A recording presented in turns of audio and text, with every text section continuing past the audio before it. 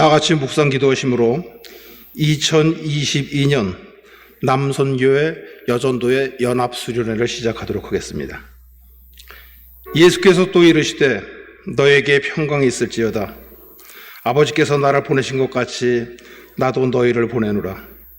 그러므로 너희는 가서 모든 민족을 제사로 삼아 아버지와 아들과 성령의 이름으로 세례를 베풀고 내가 너에게 분부한 모든 것을 가르쳐 지키게 하라. 볼지어다 내가 세상 끝날까지 너희와 항상 있으리라 하시니라. 사랑과 은혜가 충만하신 아버지 하나님, 우리를 주님의 구원받은 백성으로 택하여 주시고 변함없는 사랑으로 인도하여 주시니 감사를 드립니다. 지금 이 시간 남성교회와 여전도회가 연합수련회로 예배를 드리오니 주님 기뻐 받아 주시옵소서. 예수님의 이름으로 기도드립니다. 아멘. 찬송가 267장 부르겠습니다.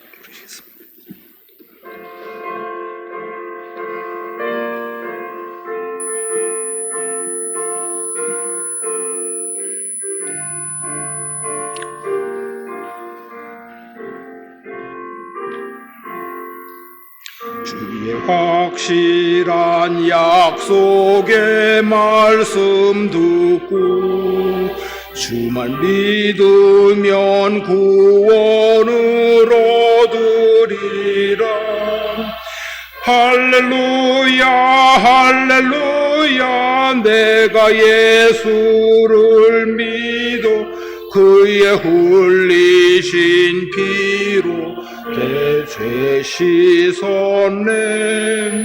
할렐루야 할렐루야 내가 예수를 믿어 그의 흘리신 피로 내 죄 씻었네. 갈 길이 험하고 위험하나 항상 예수의 도우시 믿고 가네. 할렐루야 할렐루야 내가 예수를 믿어 그의 흘리신 피로 내 죄 씻었네. 할렐루야 할렐루야 내가 예수를 믿어 그의 흘리신 피로 내 죄 씻었네.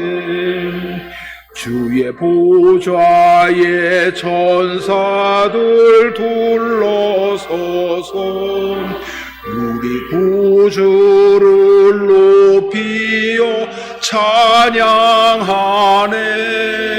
할렐루야 할렐루야. 내가 예수를 믿어 그의 흘리신 피로 내 죄 씻었네.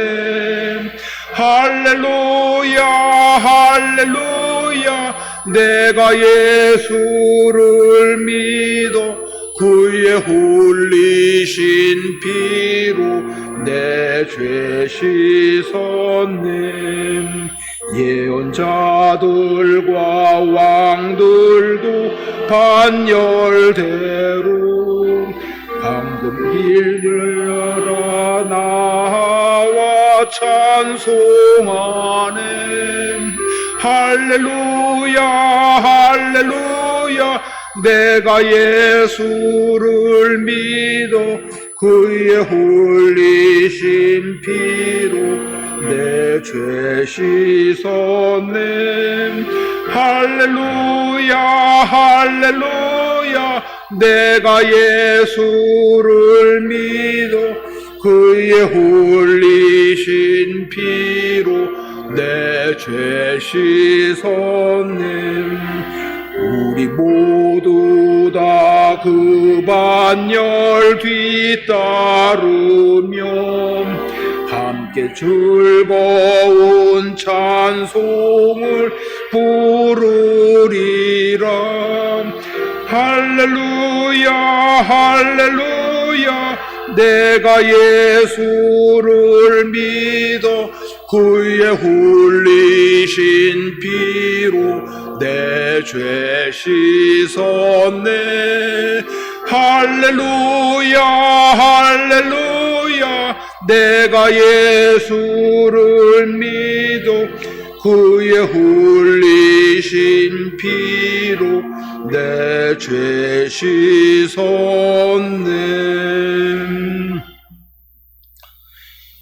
이호정 장로님 나오셔서 기도 인도해 주시겠습니다.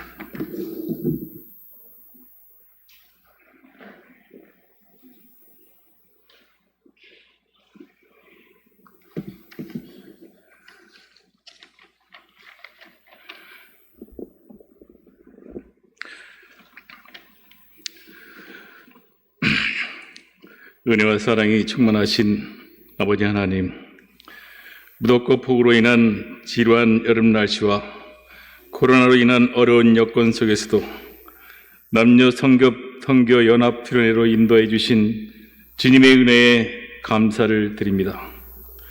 근본 양일간의 남녀 연합 수련회를 통하여 모든 성도들이 다시 한번 세상 속에 허물어진 신앙을 재점검하고 무더운 여름 날씨로 인해 육신적으로 게을러지기 쉬운 신앙생활에 활력을 불어넣어주며 영적 각성을 통해 심령의 회개와 성령의 불이 차고 넘치는 큰 은혜를 사모하는 시간이 되게 인도하여 주옵소서. 주님의 놀라운 사랑과 은혜를 가슴 깊이 느끼는 축복의 시간이 되게 인도하시며 남녀 연합 선교를 통해 서로를 배려하고 봉사하며 희생하는 아름다운 믿음의 삶이 모습이 넘쳐나게 하시고 겸손한 주님의 삶을 배울 수 있는 시간이 되게 하옵소서. 특별히 말씀의 검을 들고 단위에 세우신 권옥기 목사님을 성령의 능력으로 붙드시고 구원의 약속해 주신 말씀을 통하여 복음으로 교회를 새롭게 세상을 이롭게라는 이 제단의 사명을 잘 감당할 수 있도록 은혜와 하나님의 사랑이 충만한 수련회로 인도하여 주옵소서.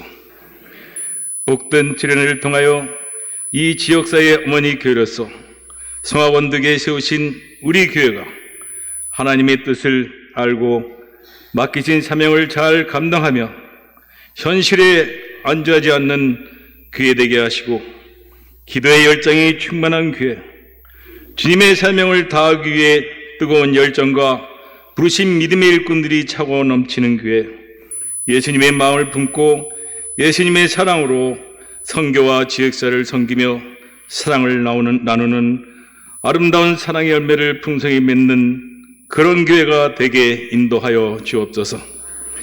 혼탁한 세상 중에 하나님의 나라와 세상의 마지막 진실에 등대인 이 제단이 빛과 소금의 역할을 잘 감당하며 세상에 흔들리지 않는 뿌리 깊은 나무로 성장하며 발전하는 이 제일제단이 되게 도와주시옵소서.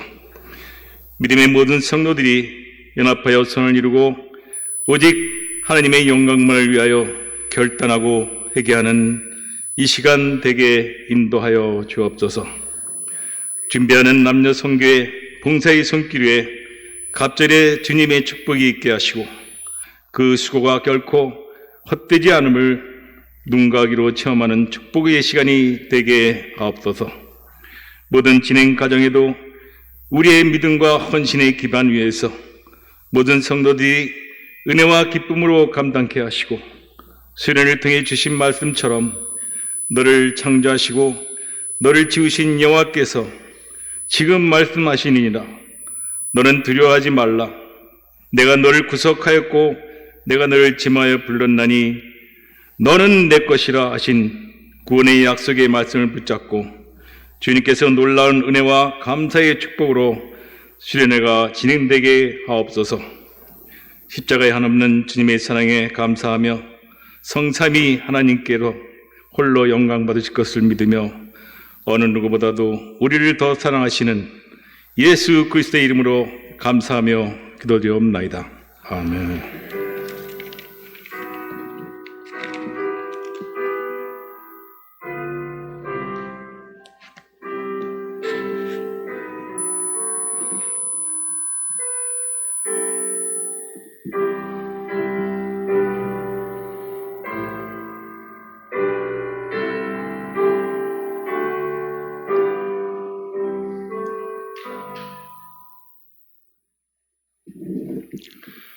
서기 장순영 수사님 나오셔서 성경 묵독해 주시겠습니다.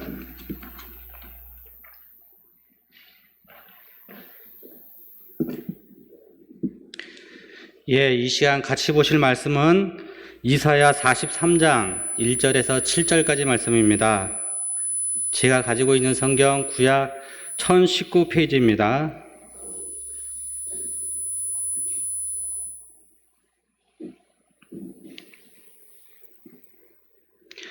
야곱아, 너를 창조하신 여호와께서 지금 말씀하시느니라.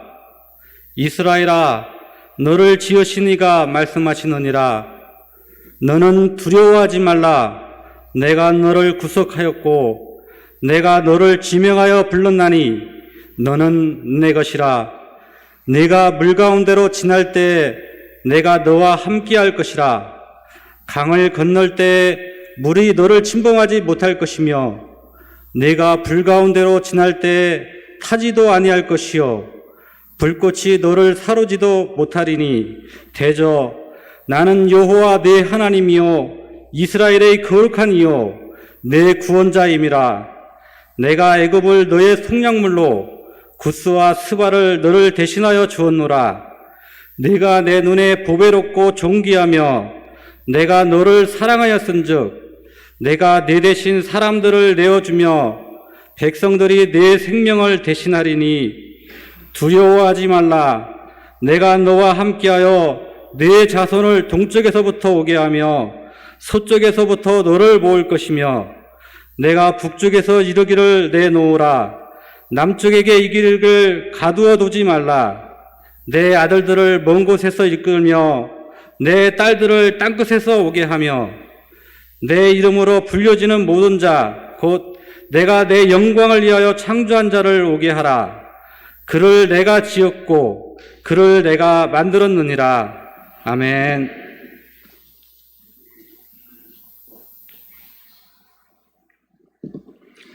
남성교회 협의회 임원들이 나오셔서 찬송가 352장 특송을 해드리겠습니다.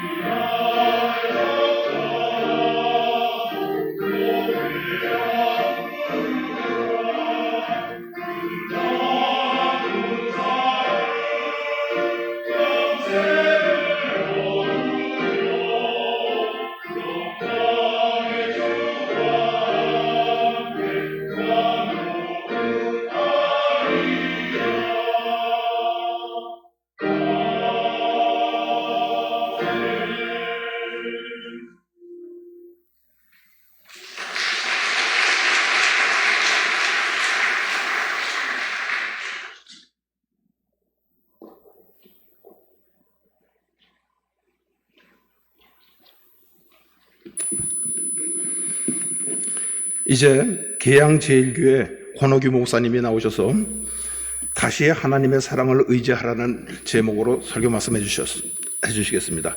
나오실 때 뜨거운 박수로 다 환영해 주시기 바랍니다.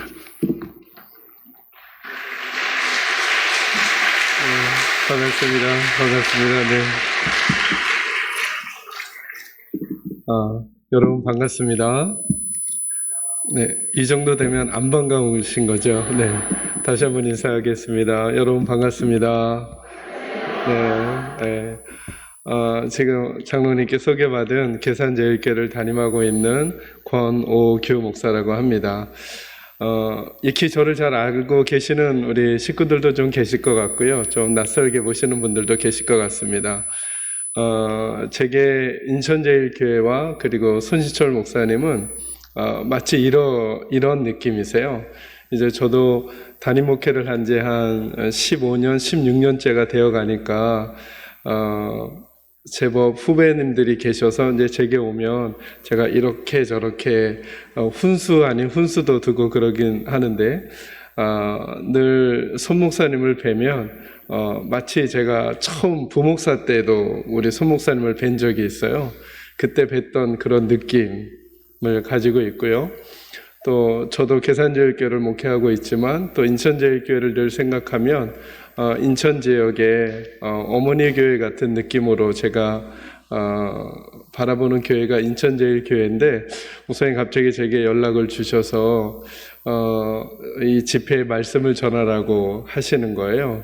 제가 어떤 두려움이 있냐면 여러분들이 늘 그 퀄리티가 높은 레스토랑에서 음식을 드시듯이 말씀을 듣고 또 목사님의 목양을 받으셨던 여러분들에게 내가 과연 유익한 시간을 만들어 드릴 수 있을까라고 하는 약간의 염려가 있긴 했어요. 그러다가 용기를 얻은 게 뭐냐 하면 저는 강원도 아주 산골에서 살았거든요. 그래서 뭐 이렇게 넉넉지 않게 살아서 늘 이렇게 밥을 먹어도 쌀밥을 못 먹고 꽁보리밥을 먹었어요.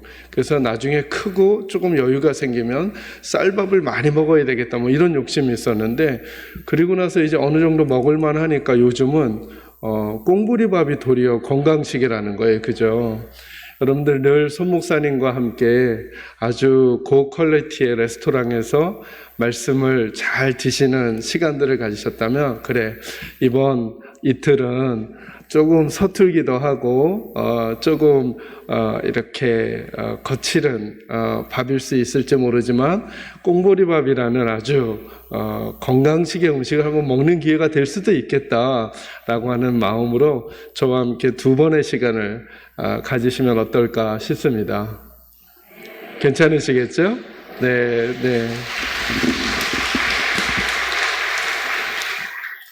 제 이 말이 박수 받을 만한 말인지는 예상치를 못했습니다.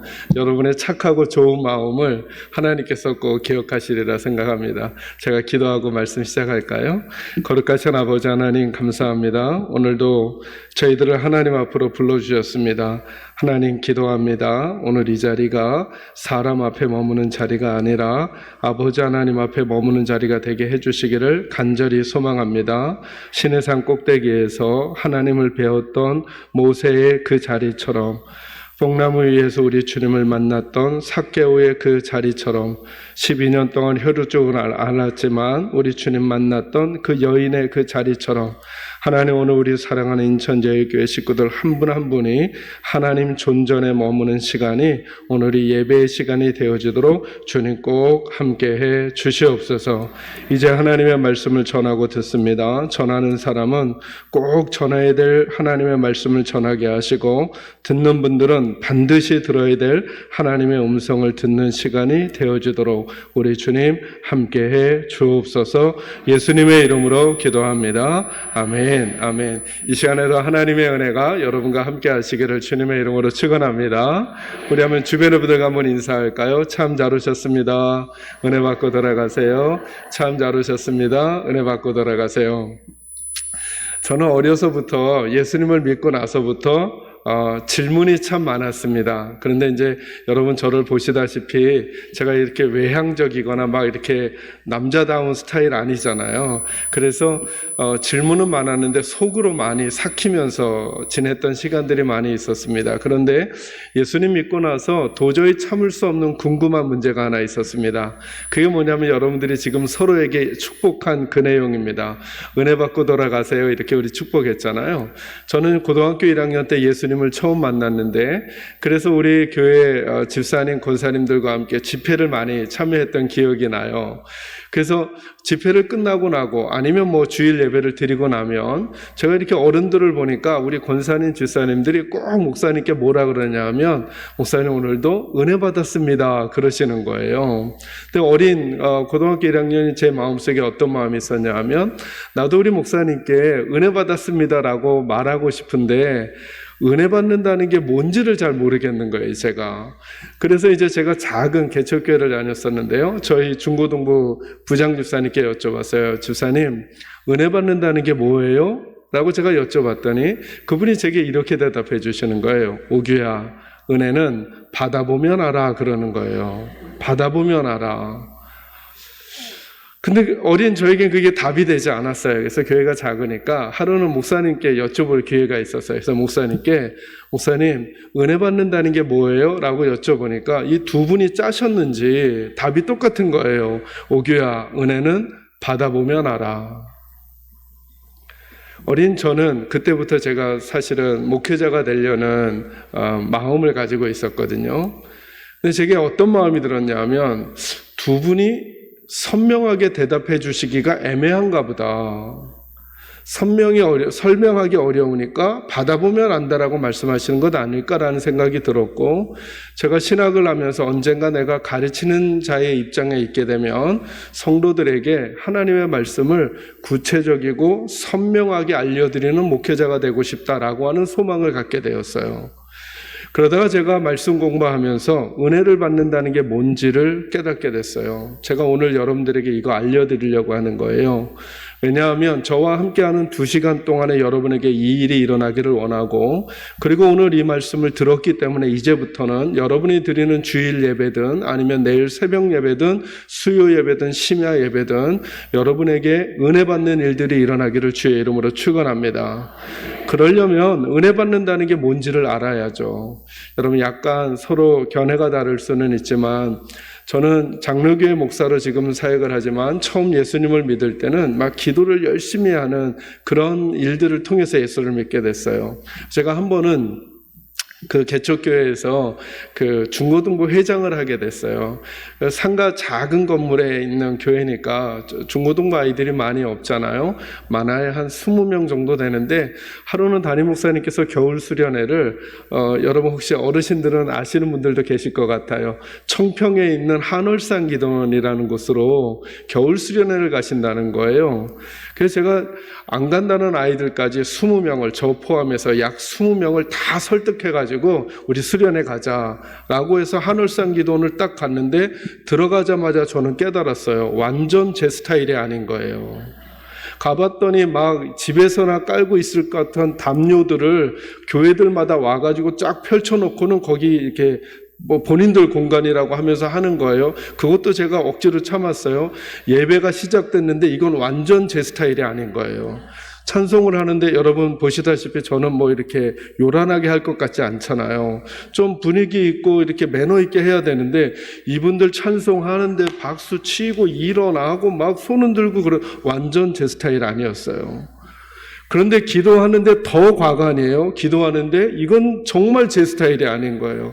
하나님이 귀가 멋이지 않았잖아요. 그런데 얼마나 소리를 지르는지 너무너무 막 제 스타일 아닌 수련회를 시작하게 됐어요. 그런데 거기에 원장 목사님이셨던 이천성 목사님이란 분이 뭐라 그러냐면 한월산 기도원에는 강아지 아이, 개의 아이 빼고는 다 방언을, 이 개의 아이가 뭐죠? 네, 제가 그런 말을 쓸 수가 없어서 개의 아가만 빼고는 전부 다 방언을 받는다는 거예요. 안 일어나니까 어떤 일이 생겼냐면 저희 학생들 20명이 갔는데 그 중에 1명 빼고 전부 다 방언을 받았어요. 그 한 명이 누굴까요? 여러분, 장로님 제가 그렇게 보여요? 네. 맞아요. 저예요. 와, 근데 이게 너무 힘들어요, 여러분. 한 명만 방언받고 나머지가 못 받으면 못 받은 19명이 받은 아이 왕따 시키면 되잖아요. 근데 여러분들도 혹시 경험하셨는지 모르지만 은사를 체험하거나 방언받은 분들은 매너가 살짝 없어요. 안 받은 애가 하나 있고 자기들 받았으면 통성기도할 때 방언으로 해야 돼요? 한국말로 해줘야 돼요? 매너가 없어요. 그래서 막 방언으로 하고 저만 한국말로 하려니까 저는 점점점 그 시간이 힘들어졌어요. 점점점 힘들어졌어요. 목요일날 오후가 되면 내려와야 되는데 제가 너무나 속상해서 목사님께 그랬어요. 목사님, 저 기도원 안 내려갑니다. 이게 기도원 안 내려가겠다는 거예요. 저 너무 속상하다는 거예요. 너무 속상한 거예요. 근데 목요일날 오전 집회를 마치고 나서 그 하늘산 기도원에서 그 이천소 목사님이 어떻게 해주셨냐면, 여러분 우리가 말로도 이상한 발음을 만들 수 있잖아요. 샬라 이렇게 막 할 수 있잖아요. 가짜 방언을 하는 사람하고 진짜 하는 사람을 구분해 주시는 거예요. 그래서 이렇게 앞에 그분이 이제 6.25 상위용사 출신이셔서 가지고 이렇게 걸음걸이가 불편하셔서 이렇게 앞에 앉으셔가지고 마이크를 하나 대고는 이렇게 사람들 나오라 그래. 방언 받았다는 분들 나오라 그래서 이마에다 손을 대고 방언을 해보라 그래요. 그럼 이분이 통변을 하니까, 그래서 진짜면 이마를 톡 쳐주시고 가짜면 뺨을 때려요. 왜냐하면 가짜로 그걸 하니까. 그런데 목요일 오전 집회를 하고 나서 제가 그 예배당을 나가려고 후배랑 지나가는데 스피커에서 제가 예전부터 많이 하던 발음이 들리는 거예요. 그래서 저도 모르게 제 후배한테 그랬어요. 난 이거 예전부터 하는데? 그랬더니 이 친구가 저보고, 형, 그러면 형도 한번 나가보라는 거예요. 근데 겁이 나잖아요. 왜냐면 난 방언을 못 받았다고 생각하니까 잘못하면 뺨 맞을까봐. 근데 제가 하는 거랑 워낙 똑같으니까. 그래서 용기를 내서 줄을 섰다가 목사님 앞에 딱 갔더니 목사님 제 이마에 손을 딱 대는 순간 제 입에서 그동안 제가 했던 그 발음이 저도 모르게 확 나오니까 목사님 제 이마를 탁 쳐주셨어요. 제가 무슨 얘기 하려고 하는 거냐 하면, 저 방언 언제 받았어요? 그때 아니면 한참 전에 받았는데도 방언이 방언인 줄을 모르니까 그 시간 동안 친구들 미워하고 후배들 샘내고 약올라하고 하나님께 감격하지 못하고 감사하지 못했죠. 왜요? 받았는데도 받은 줄을 모르니까. 여러분들은 혹시 지난 주일에도 은혜를 받으신 건데 그게 받은 건 줄 모르고 계시는 건 아닐까요? 뭐가 은혜인지를 알아야만 그 은혜를 받으려고 하고 받은 다음에 바른 반응을 하나님께 보일 수 있는 거죠. 그죠? 이해되셔요? 이제부터 제가 은혜 받는다는 게 뭔지를 두 가지로 설명해 드릴게요.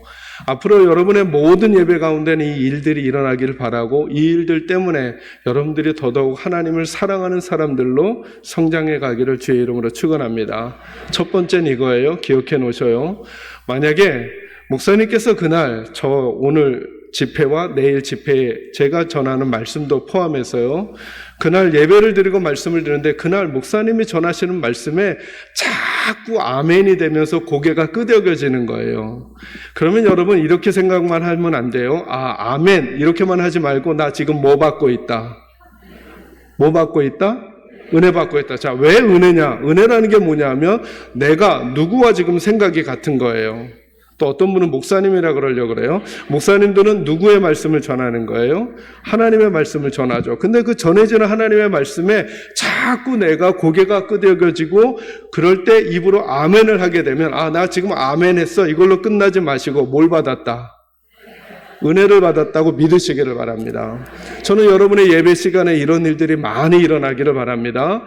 오늘 집회, 내일 집회 가운데도 말씀을 듣는데 자꾸 여러분들이 막 고개가 끄덕여져요. 어떤 분들은 마음이 자꾸 끄덕여져요. 그러면서 아멘 할 때 아멘하고 난 지금 뭘 받는다? 은혜를 받는다는 것을 믿으시기를 바랍니다. 이제 더 중요한 거 한 가지요. 근데 만약에 그날 전하시는 목사님의 말씀이, 하나님의 말씀이 내 생각과 달라요. 그럼 어떻게 하시겠어요? 아멘 하시겠어요? 아니면 노멘 하시겠어요? 아니면 팔짱을 끼고 째려보시겠어요? 아니면 하품을 하시겠어요? 아니면 어떤 인천제일교회 식구들은 안 그러겠지만 어디 가서 집회하다 보면 이러시겠어요? 여러분이 장로님들이 기도에 대표 기도하시거나 권사님들이 대표 기도하실 때, 아니 우리들도 기도할 때 이렇게 기도하는 거 들어보신 적 있죠? 하나님, 오늘도 왔던 대로 그대로 돌아가지 마시게 하시고 은혜 받고 돌아가게 하시고, 이렇게 기도하죠. 그죠? 왔던 대로 돌아간다는 게 뭘까요? 제가 이제 설명할 테니까 여러분 답해 주세요. 여러분, 만약에 그날 예배를 드리고 말씀을 듣는데 내 마음에 합한 것만 아멘을 했어요. 그러면 그분은 왔던 대로 똑같이 가요? 변해서 가요? 똑같이 가죠. 왜요? 내 마음에 세모가 있었거든요. 근데 목사님이 세모라고 하니까 아멘이 되는 거예요. 맞아. 저 말씀이 맞아. 그래서 아멘 했어요. 그러면 그 마음 안에 세모 말고 다른 게 들어오지는 않았으니까 왔던 대로 헛되이 돌아가는 거죠. 그러니까 저 예배당 문을 열고 나가도 변화된 우리가 나가는 게 아니라 원래 왔던 우리 모습 그대로 가는 거예요. 그래서 그 모습으로 가정에서 아내에게 행동하고, 그 모습으로 자녀에게 행동하고, 그 모습으로 벗들에게 행동해 버리는 거죠. 근데 여러분 한번 생각해 보세요. 만약에 저와 여러분이 할 수만 있다면, 그날 하나님의 말씀을 듣는데 그 말씀이 내가 가지고 있는 생각과 달라요. 예를 들어 내 마음의 원 안에 세모가 들어있는데 그날 목사님이 하나님의 말씀을 전하는데 네모의 이야기를 하는 거예요. 근데 어떤 이들은 세모를 지켜내느라고 네모를 거절해 버렸는데, 만약에 저와 여러분이 할 수 있다면 저와 여러분이 용기 내요 내 세모를 끄집어내고 하나님의 네모를 집어넣었어요. 자, 이분은 왔던 대로 그대로 돌아가요? 바뀌어서 돌아가요? 바뀌어서 돌아가죠. 이게 진짜 은혜라는 거예요. 이게 왜 그러느냐 하면, 여러분 보셔요.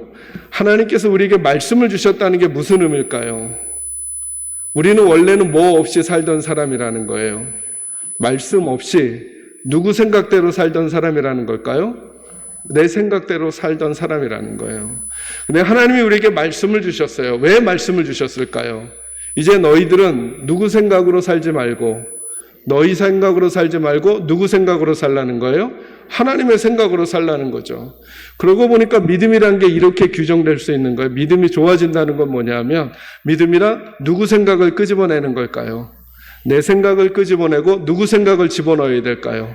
하나님의 생각을 집어넣는 거죠. 그래서 영적인 싸움이 늘 말씀 시간에 일어나는 거예요. 그 말씀을 받아들이고 내 생각을 끄집어낼 것인가, 아니면 내 생각 고집하느라고 들려지는 하나님의 말씀을 계속 거절할 것인가. 이 싸움이 일어나는 게 진짜 영적인 싸움인 거죠. 제가 신대원 2학년 때 결혼을 했거든요. 결혼을 하려고 하니까 제 선배님들이 저를 불렀어요. 하루는 결혼하기 전에 부르더니 제게 아주 진지하게 충고해 주시는 거예요. 오규야, 여자는 초장에 잡아야 돼.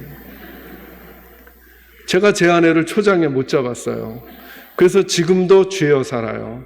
근데 살아보니 쥐어 사는 것도 그닥 나쁘지 않아요. 그분이 다 절 책임져 주니까. 어쨌든 제가 하려는 얘기는 이거예요. 여자는 초장에 잡으라고 누가 얘기했죠? 하나님이, 아니면 세상이? 세상이 얘기했죠. 근데 여러분 이거 아셔요? 예수를 잘 믿는다고 하는 우리 전도사님 선배님들도 제게 그걸 알려주셨어요. 여자는 언제 잡으라고요? 초장에 잡으라고. 누가 알려준 걸요? 하나님이 알려준 걸? 아니요, 세상이 알려준 걸. 여러분 혹시 그런 얘기 들어보셨어요? 부거랑 여자는 며칠에 한 번씩. 제가 이해가 안 되는 건 이걸 여자분들이 대답을 더 잘하신다는 거예요. 근데 여러분 질문요. 여자와 부거는 3일에 한 번씩 떼찌떼찌 하라고 누가 말했어요? 성경이, 아니면 세상이? 그런데 예수를 잘 믿는다고 하는데, 자, 이제 믿음의 이야기를 우리가 계속 하려고 하는 거예요. 잘 믿는다고 하는데 그 생각을 가지고 있어요. 성경은 뭐라고 하냐면 이렇게 말해요. 거칠어 보였던 베드로가 이렇게 말해요. 여인들은, 아내들은 연약한 그릇 같대요. 이 유리컵이 강해요, 연약해요? 연약하니까 이건 어떻게 보관해야 돼요? 잘, 아니면 함부로? 잘 보관해야죠. 근데 베드로가 이렇게 말하는 거예요. 여인은 연약한 그릇과도 같다는 거예요. 그러니까 예수를 잘 믿는다라고 하는 사람들은 3일에 한 번 떼찌떼찌가 아니라 초장의 여자를 잡아야 된다고 하는 게 아니라 누구 생각 가져야 돼요? 내 생각 끄집어내고 누구 생각을? 하나님의 생각 넣고 아내를 어떻게 보호해 줘야 돼요? 연약한 그릇처럼. 그러니 예수를 잘 믿는 안수 집사님, 잘 믿는 집사님들은 오늘 이 말씀 듣고 싸우셔야 돼요. 여러분들은 지금까지 아내를 어떻게 생각하셨어요? 믿음이 좋아진다라고 하는 건 외적으로 무슨 이슈 파이팅을 하고 막 어떤 세레모니를 하는 게 아닌 거예요. 아주 구체적인 싸움이에요. 하나님의 생각과 내 생각이 싸워서 누구 생각을 끄집어내는 거예요? 내 생각 끄집어내고 누구 생각을 집어넣어요? 한번 따라합니다. 믿음이란 내 생각을 끄집어내고 누구 생각 넣는 거예요. 이게 은혜 받는다는 걸 믿으시기를 주의 이름으로 축원합니다. 여러분 생각만 해보세요. 예수 믿는 우리들이 하나님의 관점으로 자꾸 바뀌어가는 거예요. 제가 좋아하는 성경 구절 하나 소개해 드릴게요. 본문을 표시하시고 고린도 후서 5장 7절로 한번 보시기 바랍니다.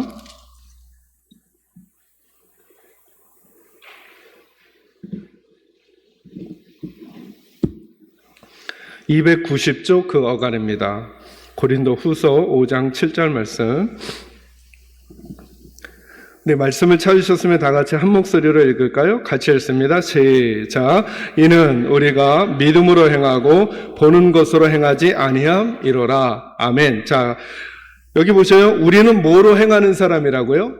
믿음으로 행한다는 거예요. 믿음으로. 그리고 뭐로 행하지 않는다고요? 보는 것으로 행하지 않는다는 거예요. 자, 여기에 믿음과 보는 것을 대조해 주셨어요. 그죠?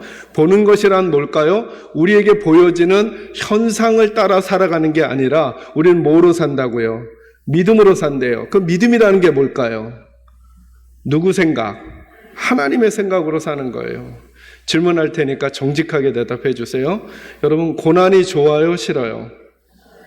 이렇게 크게 얘기할 줄은 미처 몰랐어요. 제가 다시요. 고난이 좋으세요? 싫으세요? 맞아요. 우리 업계에서는 고난 싫어하잖아요. 그죠? 근데 성경은 뭐라 그래요? 고난당한 것이 내게 뭐라고요? 영적인 싸움은 여기서 일어나는 거예요. 우리가 보기에 우리는 고난이 싫어요? 좋아요? 싫어요. 이게 우리 생각이에요. 근데 하나님은 뭐라 그러냐면 고난당한 것이 우리에게 뭐가 될 거라는 거예요. 아멘이에요? 이거 크게 하셔야죠. 아멘이에요? 여러분, 하나님의 생각이니까. 이 믿음이 좋아진다는 것은 여기서 발생하는 거예요. 여기서. 나는 고난이 너무너무 싫은데, 그래서 보니까 오늘도 이 자리에 나와 계시지만 우리 권사님들 자녀 문제 때문에, 자녀의 자녀 문제 때문에, 여러분의 건강 때문에, 혹시 이러저러한 고민들 때문에 제가 여기서 이렇게 열심히 소리를 치는데도 그 생각하시느라고 분주하신 분들 계실 수 있잖아요. 그래서 우린 고난이 싫잖아요. 그런데 고난이 싫은 우리들에게 하나님 뭐라 그러냐면 고난당한 것이 내게 뭐라고요? 유익이라 그러시는 거예요. 이것을 영적인 싸움을 통해 내 생각 포기하고 하나님 말씀 넣는 거죠. 근데 심지어 하나님 뭐라 그러시느냐 하면 그래서 야고보서에서는 그래서 도리어 고난을 당할 즈음에 기뻐하라는 거예요. 이건 우리 업계에서는 있을 수도 없는 일이죠. 그죠? 고난을 싫어하는 우리에게는. 근데 하나님은 뭐라 그러냐면 고난당한 것이 유익이라는 거예요. 끝내 우리에게 유익이 되게 만들어 주실 거라는 거예요. 아멘이에요? 여러분의 자녀가 지금 힘든 그 상황, 하나님 앞에 그 문제 내어드리고 하나님이 붙드시면 그 고난은 유익이 될 줄로 믿으시기를 바랍니다.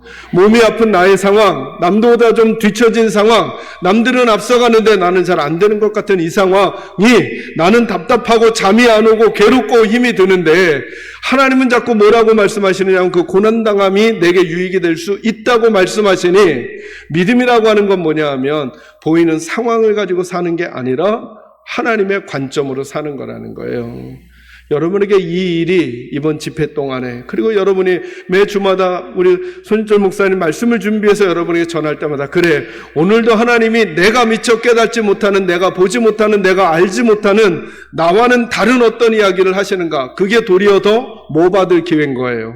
은혜를 받을 기회인 거예요. 그때 여러분은 노면하지 마시고 용기 내어 여러분의 생각을 포기하고 하나님의 생각에 아멘하는 은혜 받는 분들이 되기를 주의 이름으로 축원합니다. 그럴 때 우리가 믿음의 사람들로 자꾸 변해가는 거예요. 맞다고 지금 전화 오잖아요. 예. 여러분, 저와 여러분에게 그 일이 일어나야 하는 거예요. 여러분 생각해 보세요. 코로나가 위기예요, 아니에요? 자, 제가 질문할 테니까 답하세요. 코로나가 위기라고 하나님이 말씀하셨어요? 세상이 말했어요?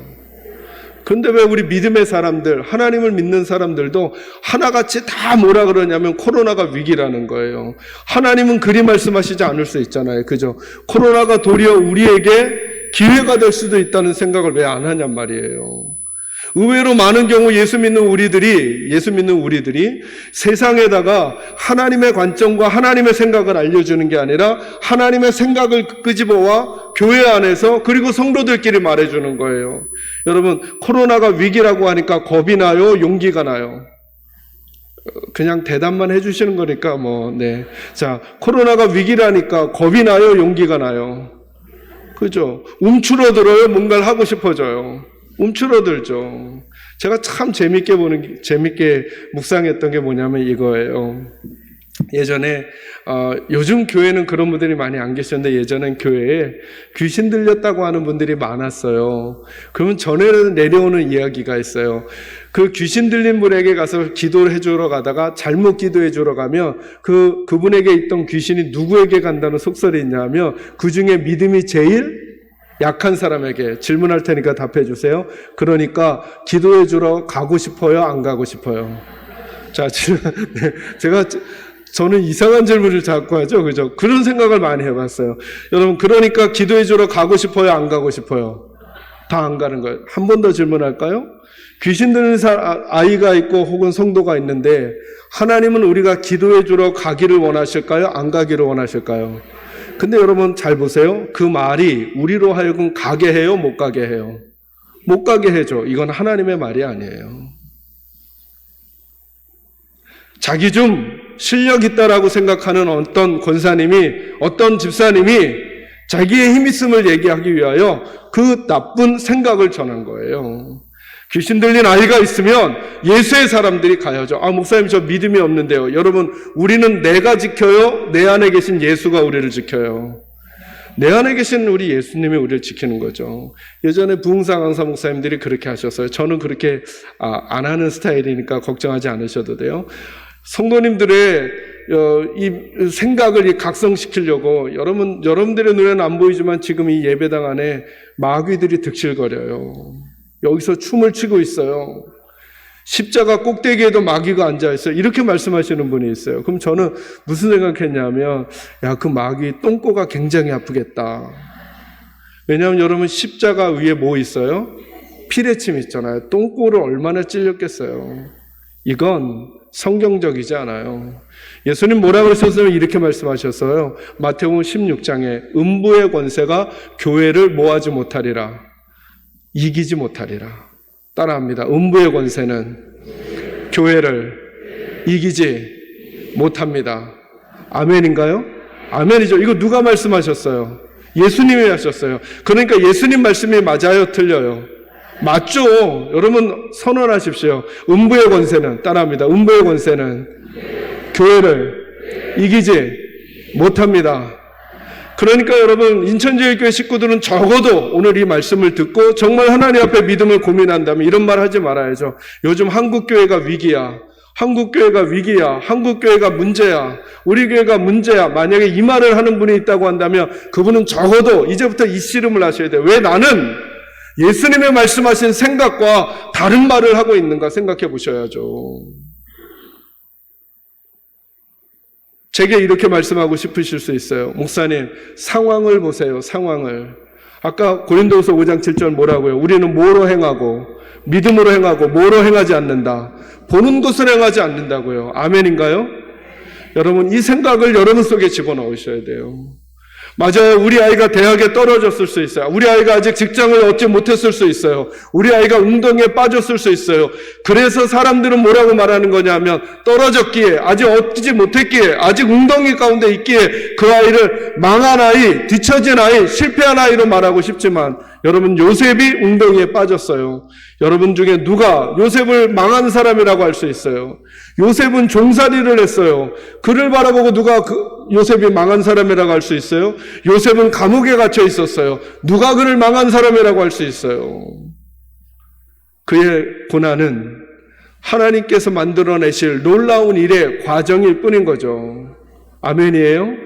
그 일이 하나님의 말씀을 붙들고 살아갈 우리들에게도, 우리 자녀들에게도, 우리 다음 세대에게도, 우리 교회 가운데도 있어야죠. 여러분, 주님이 건재하면 교회는 여전히 건재함을 믿으시기를 바랍니다. 저는 인천제일교회부터 그런 이야기가 나오기를 바라요. 코로나는 위기야, 지금은 위기야, 어려운 시기야. 아니, 다들 그렇게 얘기하는데 우리 인천제일교회 식구들만은 만날 때마다 코로나는 위기가 아니야, 하나님이 우리와 함께 하시니 기회가 될 수 있어. 더 구체적인 방법으로, 더 세대가 바뀐 방법으로, 미디어로 더 많은 이들에게 복음을 전할 수 있는 기회가 될 수 있어. 생각해보니 여러분, 코로나 이전에는 생각지도 않았던 전도의 방법, 그리고 복음을 송출하는 방법, 접근 방법을 목회자들이 고민하기 시작했어요. 이게 아니었으면 하지 않았을. 여러분 아셔요? 우리 다음 세대들은 저희 아이, 저도 27살 된 쌍둥이 남자아이를 데리고 모시고 살고 있거든요.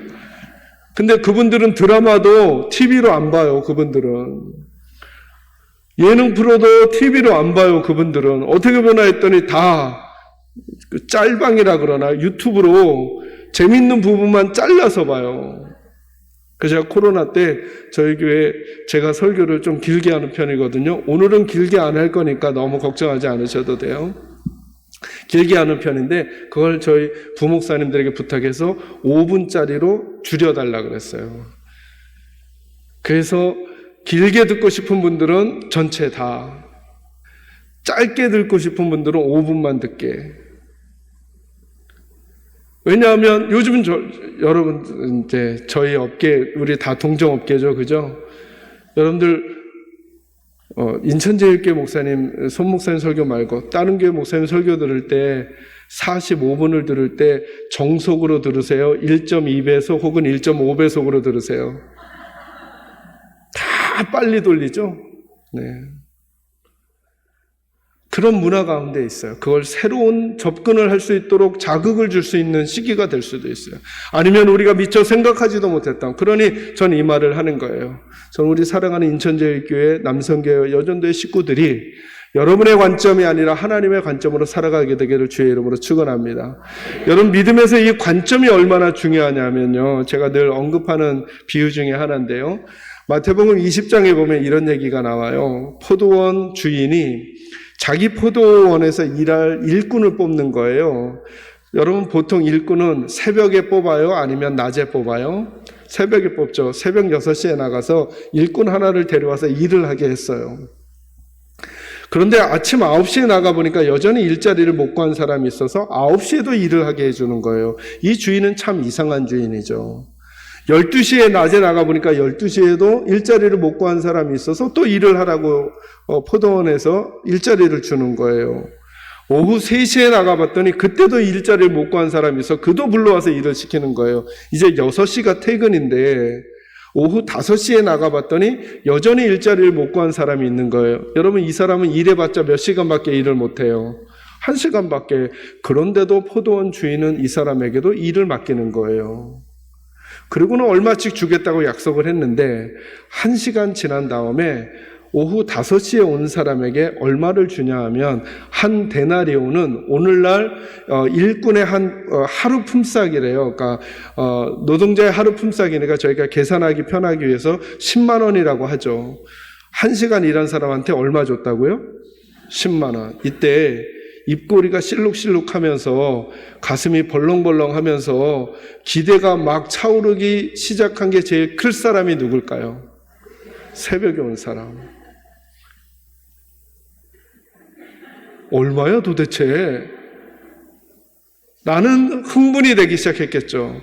근데 3시에 온 사람에게 얼마 줘요? 10만 원. 이때부터 그 흥분이 도리어 불안이 되기 시작했어요. 아니 나는 12시간 일했는데 1시간 일한 사람한테 10만 원 주더니 3시간 일한 사람한테도 10만 원을 줘요.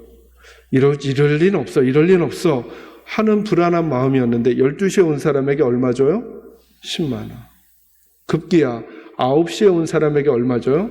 10만 원. 그리고 나에게도 얼마를 줘요? 10만 원. 여기서 잠깐요. 이러면 돼요, 안 돼요? 자, 우리 업계, 우리 동정업계에선 이러면 돼요, 안 돼요? 아니나 다를까? 이 새벽에 온 사람도 손들었어요. 주인님, 이건 부당합니다. 나는 12시간을 일하고 저는 1시간 일했는데 어떻게 저에게도 10만 원, 나에게도 10만 원입니까? 이건 부당합니다. 그랬더니 주인이 이렇게 말씀하시는 거예요. 아니 얘야, 내가 너에게 일 시키고 얼마 준다 그랬어? 10만 원. 내가 너한테 10만 원 준다고 10만 원 주지 않았니? 이 말 맞아요? 틀려요? 맞는데 마음이 편해요? 안 편해요? 안 편하죠.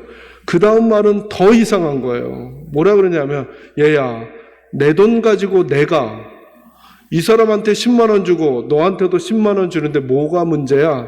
이 말 맞아요? 틀려요? 맞아요. 근데 마음은 편해요? 불편해요? 그래서 그 본문을 우리가 깨닫지 못하는 거예요. 그 본문을 읽으면서 자꾸 우리는 무슨 생각이 드냐 하면 주인이 이해가 안 되고 이 사람 억울할 수 있겠다 이 생각을 하는 거예요. 이제 제가 관점만 딱 바꿔드릴 테니까 한번 들어보세요. 어느 어머니에게 아들 넷이 있었어요. 어머니도 일자리가 필요하고 아들들도 일자리가 필요해요. 그런데 나이 든 이 어머니를 어느 포도원 주인이 일을 시켜주는 거예요. 이 어머니는 그 주인이 고마울까요? 안 고마울까요? 고맙죠. 왜냐하면 젊은 사람 써도 되는데 나이 많은 나를 써주니 감사하죠. 그래서 어머니 일하러 가면서 누가 마음에 밟힐까요? 자식들이 마음에 밟히죠. 근데 오전 9시가 됐는데 주인이 첫째 아들을 데리고 와주는 거예요. 어머니는 주인이 고마울까요? 안 고마울까요? 고맙죠. 그래, 너는 10만 원은 못 받을지라도 한 7만 원은 받겠거니 하는 마음으로 다행이다 싶었지만 여전히 또 마음에 밟히는 아이들이 있어요. 둘째가 밟히겠죠. 근데 둘째가 12시에 오는 거예요. 어머니는 주인이 고마웠을 거예요. 그리고 그 일을 보고는 그래, 너는 5만 원이라도 받겠다. 근데 셋째, 넷째가 밟히는데 이 주인이 셋째를 3시에, 넷째를 오후 5시에. 그래서 5시에 온 그 아들을 생각하면 그래, 너는 10,000원이라도 받겠다. 그거 가지고 빵이라도 사서 그 한 데나리온이 그 가족이 살아갈 수 있는 그 비용이라고도 해요. 너 하루를 살아갈 수 있겠구나. 부족하지만 10,000원이라도. 그런데 어떤 일이 생겼냐 하면 1시간이 지나고 나니까 주인이 10,000원 정도밖에 못 받아야 마땅한 막내에게 얼마를 줘요? 이때 엄마가 손들고 잠깐만요 주인님 부당합니다 라고 할까요? 안 할까요? 아니 아까는 하더니 왜 안 하는 거예요? 이렇게 표정이 맑아지셨어요. 이 본문을 시작하는 마태복음 20장 1절은 이렇게 시작해요. 이 비유는 하나님 나라 비유라는 거예요. 이게 교회가 놓치고 있는 거라는 거예요. 교회가 같이 믿음 생활하는 남성교회 여전도의 식구들인데도 하나님 나라 식구라고 생각하지 않는 거예요. 김 집사님하고 이 집사님이 달라요. 그래서 나는 새벽 6시서부터 와서 김장을 담궜는데 김 집사님은 오후 5시 1시간 남겨놓고 왔는데 우리 목사님이 오셔서 김 집사님 칭찬하는 거예요. 그러니까 이 집사님 열받으시는 거예요. 우리 목사님은 저 김 집사님 지금 1시간밖에 안 됐는데 아니면 거꾸로 나중 온 새가족들에게 좋은 공간이 배려되고 그들을 위해서 어떤 것들이 제공될 때 우리가 고생은 더 했는데 라고 하는 마음을 가지면서 그분들과 우리를 하나님 나라 식구로 보지 않는다는 거예요. 그러니까 천국 같아야 될 교회가 천국이 안 되고 여전히 비교하고 여전히 싸우는 거죠. 여러분, 중등부 부장집사님의 사명은 뭐예요? 고등부 부장집사님의 사명은 뭐예요? 교육위원회 가서 제일 좋은 공간을 중등부 부장집사님은 어디로 가져와야 돼요? 자, 우리 업계에서니까 그냥 편안하게. 중등부 부장집사님은 제일 좋은 공간을 어디로 가져와야 돼요? 많은 예산을 어디로 가져와야 돼요? 고등부 부장집사님은요, 제일 좋은 공간을 어디로? 고등부로. 많은 예산을 어디로? 자, 이러니까 나중에 남은 일은 뭐밖에 없어요? 싸울 일밖에 없죠. 근데 여러분, 이렇게 생각해 보시면 어떨까요? 고등부 부장집사님 이렇게 생각하는 거예요. 여러분, 중등부에서 좋은 애들이 올라와야 고등부가 평안할까요? 안 좋은 애들이 올라와야 고등부가 평안할까요? 좋은 애들이. 그러니 고등부는 어디다 투자를 미리 해줘야 돼요. 중등부에다 좋은 공간과 예산 투자해줘서 그 아이들이 믿음으로 잘 양육돼서 올라오게 만드는 거죠.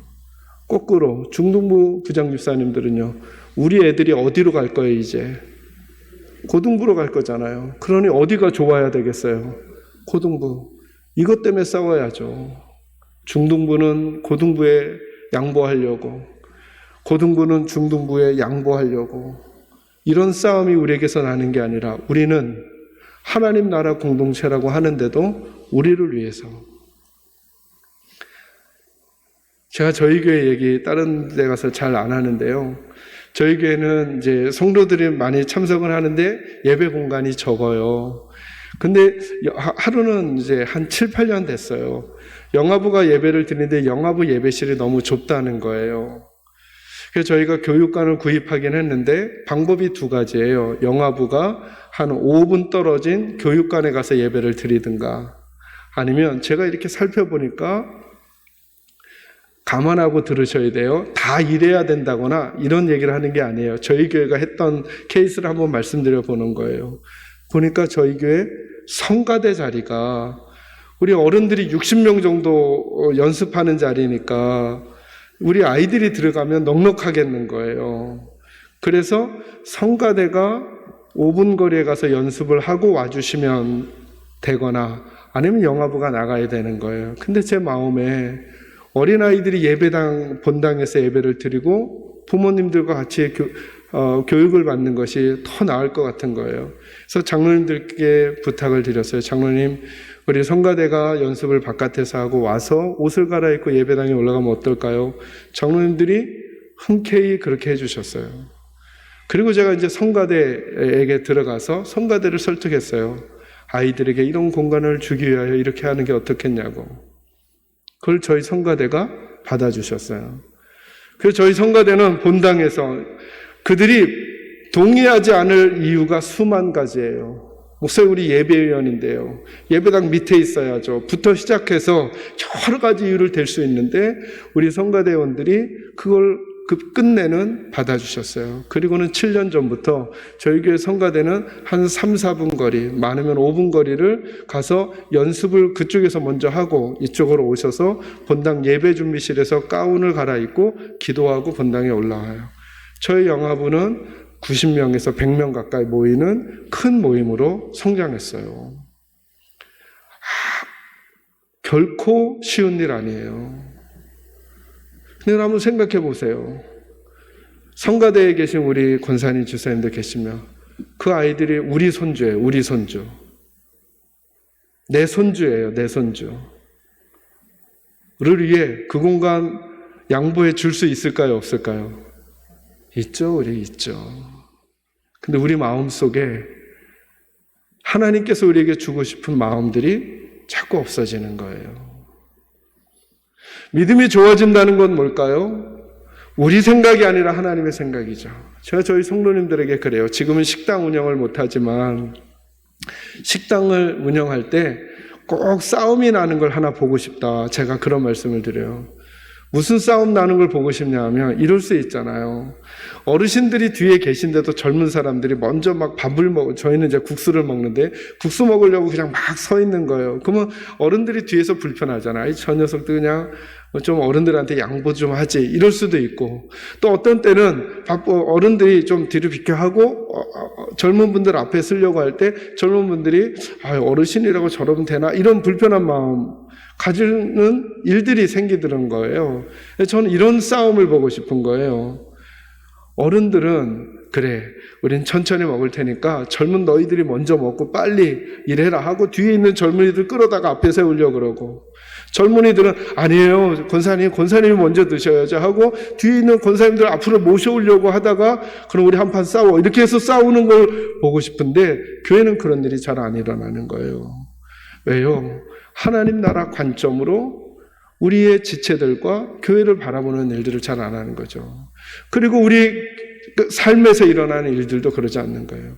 제가 우리 부목사님을 통해서 이번 집회 때 어떤 말씀을 전해 주시면 좋겠다고 부탁을 받았냐면, 어떻게 우리 코로나 시대에 다시 하나님 앞에서 믿음을 새롭게 할까, 이 주제면 좋겠다는 거예요. 저는 두 가지 생각 딱 했어요. 하나님의 관점을 가지고 다시 이 시간을 바라봐야 돼요. 그 첫 번째가 뭐냐 하면 다시 하나님의 사랑을 의지하셔야 되는 거예요. 그래서 오늘도 저와 여러분이 가지고 있는 생각이 아니라 하나님께서 어떻게 그 이야기를 하시는가, 그 말씀을 오늘 본문을 통해서 들을 거예요. 하나님의 생각을. 자, 이제 본문으로 와보셔요. 이사야 43장 1절 말씀 다 같이 읽겠습니다. 시작. 야곱아, 너를 창조하신 여호와께서 지금 말씀하시느니라. 이스라엘아, 너를 지으신 이가 말씀하시느니라. 너는 내가 너를 구속하였고 내가 너를 지명하여 불렀나니 너는 내 것이라. 아멘. 1절 말씀은 사실은 한 문장을 가운데 두고 앞뒤로 나뉘어져 있는 거예요. 그게 뭐냐면 두려워하지 말라는 거예요. 두려워하지 말라는 거예요. 자, 내용을 떠나서 여러분 두려워하지 마시기 바랍니다. 아멘? 크게 아멘. 두려워하지 마시기 바랍니다. 여러분이 만난 상황 때문에 두려워하지 마시기 바랍니다. 왜요? 이 지금 이사야 43장의 이 유다 백성들은 어떤 상황에서 이 말씀을 듣는 거냐 하면, 나라가 망하고 포로로 잡혀가는 상황에서 이 말씀을 듣는 거예요. 나라가 망했는데도 하나님 그들에게 뭐라 그러냐면 두려워하지 말라는 거예요. 포로로 잡혀가는데도 두려워하지 말라는 거예요. 그러니까 저와 여러분이 뭔가 일이 잘 안 되고 있어도, 아파도 힘들어도, 우리 자녀들에게 어떤 상황이 생겼어도 일단 하나님께서 우리에게 뭘 준비시키냐면 마음을 먼저 준비시켜요. 여러분 이 말씀 아시죠? 잠언 4장 23절에 보면 너희들은 더욱 지킬 만한 것 중에 더욱 뭘 지키라 그래요? 마음을 지키라요. 마음을 지켜야 이 마음에서 생명의 근원이 난다는 거예요. 마음이라고 하는 단어를 성경적으로 찾아보면 생각이에요. 생각을 지켜내라는 거예요. 상황 때문에 생각 무너지지 말고 믿음으로 지키라는 거예요. 믿음이라는 게 뭐예요? 하나님의 말씀으로 지키라는 거예요. 그래서 재밌죠, 여러분? 여호수아 1장에 보면 모세가 죽고 여호수아가 리더가 돼요. 여러분, 이거는 이스라엘 백성들에겐 큰 위기인 거죠. 여러분, 이스라엘 백성 입장에서 한번 생각해 보세요. 누가 우리를 이끄는 게 좋겠어요? 백전노장인 모세일까요? 아니면 거기 성경이 그렇게 말해요. 모세의 시종이었던 여호수아라 그러거든요. 이걸 비교하는 거거든요. 아무것도 아닌 것 같은 존재인 여호수아가 그들의 리더가 되는 거예요. 그러니까 이스라엘 백성들이 두려울까요? 안 두려울까요?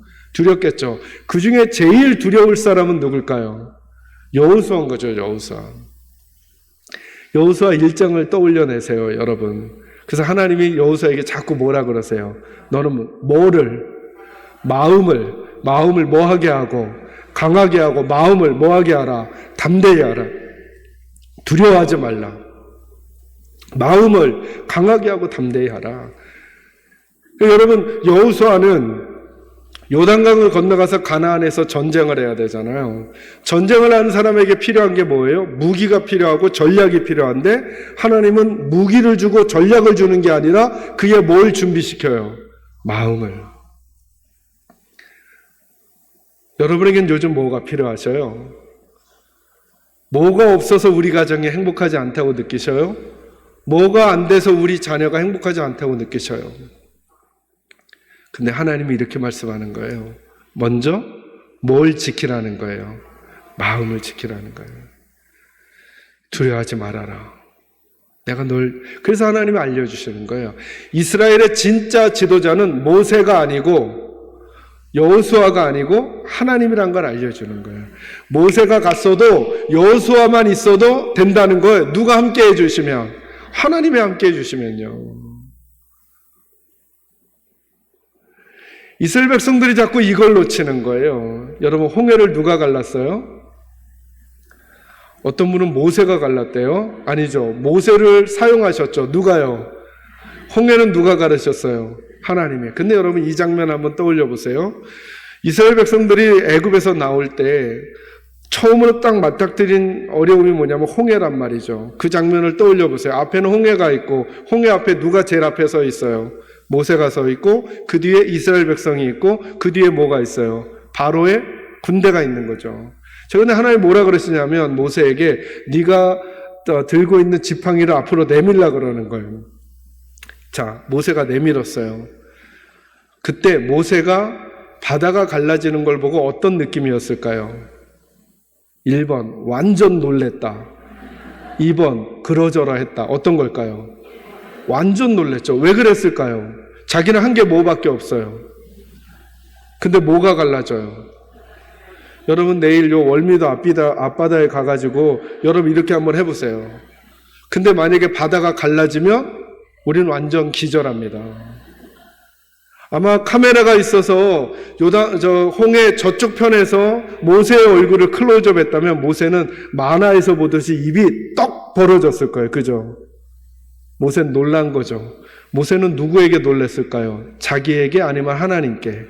이 표현이 중요해요. 누구에게 놀랐다고요? 하나님께 놀라죠. 근데 문제는 누구냐 하면 이스라엘 백성들인 거예요. 자, 이스라엘 백성들은 홍해가 있고 그 앞에 누가 있어요? 그런데 누가 손을 내밀어요? 모세가. 근데 뭐가 갈라져요? 바다가. 그러니까 이스라엘 백성은 누구에게 놀랐을까요? 모세에게. 그래서 그들은 모세 없이 못 사는 사람들이 되고 모세는 하나님 없이 못 사는 사람이 되어가는 거예요. 그래서 그들이 금송아지를 만들었을 때도 성경에 보면 어떤 표현이 있냐면 우리를 애굽에서 구해낸 모세도 우리와 함께하고 있지 않다는 거예요. 왜요? 모세가 40주야를 하나님의 산에 있었거든요. 그때 그들이 불안한 거예요. 누가 없으니까. 모세가 없으니까. 그래서 하나님이 이거 바꿔주시려고 하는 거예요. 너희들의 진짜 지도자는 모세가 아니라 누구라고요? 하나님이라는 거예요. 여호수아가 왕이 돼도 된다는 거예요. 여호수아가 지도자여도 하나님만 함께 하시면 된다는 거예요. 믿으시면 아멘 하셔요. 질문할 테니까 답해 주세요. 여러분, 나무젓가락하고 칼하고 싸우면 누가 이길까요? 이제 제가 질문을 하도 하니까 성도님들이 답을 안 하시려고 그래. 그냥 편안하게. 자, 칼하고 나무젓가락하고 싸우면 누가 이겨요? 칼이 이기죠. 그래서 우린 다 칼 되려고 그래요. 근데 여러분, 저는 나무젓가락이 칼을 이기는 거 수도 없이 봤어요. 어딜 보시면 되냐 하면 홍콩 영화를 보시면 돼요. 홍콩 영화를 보시면 고수가 주막에 앉아서 나무젓가락으로 만두 먹고 있어요. 그럼 하수들이 칼 차고 와서 시비를 걸어요. 그럼 고수가 만두를 먹던 젓가락으로 눈을 쿡 찔러서 이겨버려요. 제가 무슨 말씀 드리려는 거냐 하면 저와 여러분이 나무젓가락이라도 괜찮아요. 여러분 아셔요? 모세가 사용했던 지팡이 나무 이름이 뭐예요? 여러분 좀 성경 좀 읽으셨다는 분은 막 생각해내려고 그래요. 안 나와요. 왜요? 나무가 능력을 발휘한 게 아니에요. 누가 능력을 발휘하신 거예요? 하나님이. 우리 나무젓가락에도 괜찮아요. 누가 우리를 붙들고 있으시면, 고수이신 하나님이 우리를 붙들고 있으면. 근데 저와 여러분이 아무리 칼이 되어도요, 하나님이 여러분 안 붙들어 주시고 여러분이 여러분의 인생 붙드시잖아요. 그러면 하수의 인생을 사는 거예요. 그게 성경이에요. 제가 신학생 때부터 제일 어려웠던 게 뭐냐 하면 제게 카리스마가 없다는 거예요. 지금도 딱 봐도 카리스마가 없죠. 그죠? 그래서 저희 교회는 제가 그냥 물러 터진 목사예요. 제가. 그래서 제가 늘 리더십 책을 많이 읽었어요. 근데 리더십 책을 읽으면 읽을수록 낙심이 되는 거예요. 결단력도 없죠. 추진력도 없죠. 임무 완수하는 능력도 없죠. 카리스마도 없죠. 없는 거 투성인 거예요. 근데 제가 성경을 보면서 힘을 얻었어요. 성경엔 리더가 되는 조건이 나오지 않아요. 여러분이 잘 아시는 기드온과 300용사. 기드온을 처음 설명할 때 하나님이 이렇게 설명해요. 그는 적이 무서워서 들키지 않으려고 밀을 어디에다 타작한 줄 아셔요? 포도주 즙을 짜내는 틀에다가. 여러분 우리 어르신들 아시잖아요. 밀은 마당에서 해야 돼요? 집안에서 타작을 해야 돼요? 마당에서 해야 되잖아요. 근데 기드온은 그게 들킬까봐 무서워서 포도주즙을 짜내는 틀에다가 밀을 타작했던 사람이에요. 그가 어떻게 300용사와 함께 일컬어지는 사람이 됐는가? 성경 읽으면 중간에 이야기가 하나 나와요. 하나님의 영이 그와 함께 했다는 거예요. 입다는요. 입다는 이렇게 설명해요. 그는 둘째 부인의 아들이에요. 근데 그 둘째 부인도 몸을 파는 여인이에요. 오늘날도 아니고 옛날에 한번 생각해 보세요. 몸 파는 여인에게 아버지가 낳은 아들이 입다예요. 출신이. 그래서 형들이 이 아이를 미워하니까 입다가 나가서 성경에 보면 뭐라 그러냐면 잡류들과 어울렸대요. 잡류는 오늘날 표현으로 바꾸면 깍두기 아저씨들. 양복 안 입은 깍두기 아저씨들. 그걸 제가 그런 말을 쓸 수는 없어요. 그런 사람이 누구였냐? 입다였어요. 근데 그가 하나님의 사람이 돼요. 중간에 이야기가 하나 나와요. 하나님의 영이 그에게 임했을 때. 예수님께서 베드로를 왜 쓰셨을까요? 잘 준비되어 있었기 때문에? 아니요. 여러분 기억하세요. 성경은 하나님이 쓰시면 지도자가 돼요. 하나님이 쓰시면. 그래서 다니엘이 다르고 요셉이 다르고 바울이 다르고 베드로가 다르고 요한이 다르고 야고보가 달라요. 그들이 동일한 리더의 자격을 가지고 있는 게 아니에요. 그러니 저와 여러분의 인생도 우리 자녀들의 인생도 마찬가지예요. 왜 우리가 믿음이 중요하고 오늘도 기도해야 되는가? 왜 두려워하지 말고 우리의 마음을 지켜야 되는가? 고수이신 하나님이 우리 붙들어 주시면 되는 거예요. 여러분에게 이 일이 일어나기를 주의 이름으로 축원합니다. 그래서 하나님이 이렇게 말씀하셔요. 43장 1절 야곱아 너를 창조하신 여호와께서 지금 말씀하시느니라 이스라엘아 너를 지으신 이가 말씀하시느니라. 그러니 뭐 하지 말라고요? 두려워하지 말라고. 왜 두려워하지 말라고요? 하나님이 우리를 뭐 하셨기 때문에? 창조하셨기 때문이라는 거예요. 창조하셨기 때문에. 여러분 하나님이 우리를 창조하셨다는 게 뭐예요? 우리를 낳으셨다는 거예요. 낳으셨다는 거예요. 낳으셨단 말이 무슨 말이에요? 끝까지 책임진다는 거예요. 왜 하나님이 우리에게 이런 표현을 써주실까요? 하나님 우리 책임진다는 거예요. 제가 저희 아이들을 키울 때 이래요. 한 번은 은퇴하신 우리 최원영 목사님을 모시고 서울에 신방을 갔다가 내려오는데 운전 중이었잖아요. 근데 아내로부터 전화가 오는 거예요. 아내가 제가 목사님 모시고 뭐 사역하거나 할 때 전화 잘 안 하는데 전화 온 거 보니까 급하다는 느낌이 확 든 거예요. 딱 들어보니까 아이가 다쳤다는 거예요.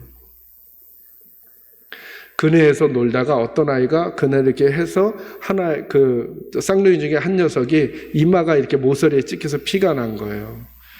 그때 제가 서울에서 운전하고 있으면서 이 생각이 들었어요. 육신의 아버지인 저는 저희 아이들 하나도 안 다치게 하고 키우고 싶었어요.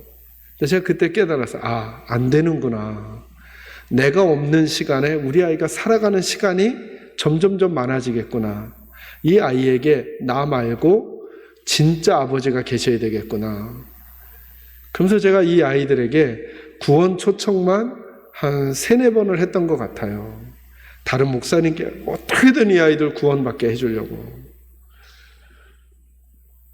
왜 그런 마음이 드는가? 자녀를 낳는다는 건 뭐냐면 자녀를 책임지는 거죠. 여러분 한번 가정해 보시겠어요? 저희가 그 쌍둥이를 키울 때 이 쌍둥이 키우는 게 만만한 게 아니더라고요. 저희 아내랑 저랑 둘이 키웠거든요. 근데 이 아이들 키울 때 이제 가정해 보시는 거죠. 이 아이들이 놀이터에서 노는데 이렇게 건장한 청년이 저희 아이들을 이렇게 때리고 있는 거예요. 그러면 저희 아내가 그걸 보고 이렇게 할까요? 그래, 니들 잠도 제대로 안 자고 나 힘들게 했지. 좀 너네 맞아야 돼. 할까요? 아니면 달려들까요? 달려들죠. 자기가 해코지를 당할지도 모르는데. 왜요? 왜요? 왜 달려들어요? 내가 나왔으니까. 옆집 아이가 그러고 있으면 권사님 달려들어요? 전화해요? 달려들어요? 전화해요? 왜 안 달려들죠? 내가 안 나왔으니까. 이거 어쩔 수 없어요.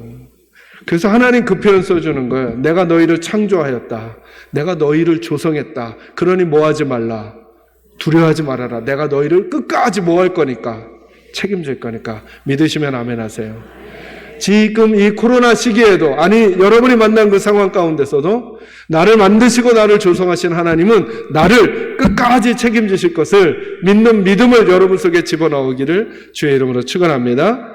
또 한 가지는 이거예요. 그 뒷부분. 너는 두려워하지 말라. 내가 너를 모하였고 구속하였고 내가 너를 지명하여 불렀나니 너는 누구의 것이라. 우리는 누구의 것입니까? 따라합니다. 우리는 하나님의 것입니다. 아멘요? 우리는 하나님의 것입니다. 이걸 1인칭으로 하겠습니다. 나는 하나님의 것이다. 아멘 하셔요. 여러분의 생각 속에 이 생각을 집어넣는 거예요. 그런데 이게 그냥 문학적 수사가 아니라는 거예요. 거기 뭐라 그러냐면 내가 너를 뭐 했다 그래요? 지명이라는 게 뭐예요? 손가락으로 찝은 거죠. 대충 뽑게 한 게 아니라는 거예요. 저와 여러분이 어영부영 어쩌다가 여기 와 있는 게 아니라는 거예요. 구원받은 것도 마찬가지일 뿐만 아니라 오늘 이 시간도 하나님이 나를 지명해서 여기에 와 있다는 사실을 믿을 때 이 시간이 달라지는 거예요. 근데 여러분 지명이라는 게 뭘까요? 지명이 이거예요. 요즘엔 그렇게 생선을 사는 일이 드문데요. 예전에 우리 어르신들이, 우리 어머님들이 어떻게 생선을 사셨냐 하면 생선이 이렇게 막 여러 가지 있으면 그냥 아무거나 달라 그러나요? 아니면 고르시나요? 고르죠. 눈깔, 색깔, 뭐 이거 이렇게 골라가지고 뭐라 그래요? 이거라고 안 그러잖아요. 제가 늘 속상해요. 요놈 주세요 이래요. 왜 늘 남자를 왜 요놈, 다른 표현은 잘 안 써요? 요놈 주세요 그래요. 그런데 만약에 그 어물전의 사장님이 그 놈이 아니라 다른 고기를 주려고 그러면 어떻게 하실 거예요? 아니요. 그놈 말고 이놈 주세요. 이게 지명이에요, 이게. 그러니까 하나님은 저와 여러분을 그렇게 사랑하신다는 거예요. 그렇게 해서 하나님의 것으로 저와 여러분을 삼으셨다는 거예요.